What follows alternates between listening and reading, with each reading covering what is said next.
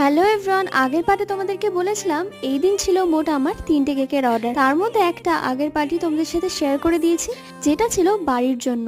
আর এখন যে দুটো কেক বানাচ্ছি সেই দুটো কেক কিন্তু আমার অর্ডার ছিল। এই যে প্রথম লাভ শেপের কেকটা, এই কেকটা নিয়েছিল একটা ভাই।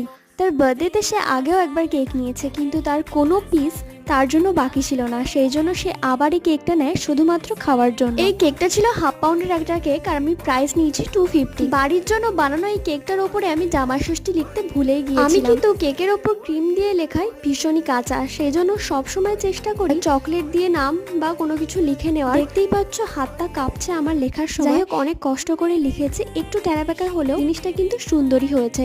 এই যে আমার 3টে কেকের ডেকোরেশনই কমপ্লিট হয়ে গেছে। এবার ওপরে কিছু স্প্রিঙ্কেলস ছড়িয়ে দেবো। আর যে রাউন্ড শেপের কেক, সেই ডিজাইনটা কিন্তু আমার রিক্রিয়েট করা, সেজন্য তোমাদের সাথে আমি শেয়ার করিনি। 3টে কেকই তোমাদের কেমন লাগলো জানিও, এবং একটা সাবস্ক্রাইব এবং লাইক করে দিও। টাটা।